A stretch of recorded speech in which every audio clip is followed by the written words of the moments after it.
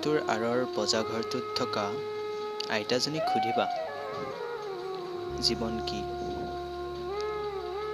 অট্টালিকাৰ চাৰিবেৰৰ আঁৰত তোমাৰ সেই ডাঙৰ ৱালঘড়ীটোলৈ চাই এবাৰ সময় উলিয়াবাচোন। চাবাচোন জীৱন মানৱৰ অযুত হেঁপাহ। ৰদৰ লগত বন্ধুত্ব কৰিব জনা মোৰ কৃষক খুৰাজনক সুধিবাহিচোন, জীৱন কি? কোমল বিচনাৰ তলত AC লগাই আৰাম নকৰি এবাৰ আহি চাবাচোন। হাতত মোনাখন লৈ বজাৰ কৰিবলৈ ওলোৱা মোৰ দেউতাক সুধিবা,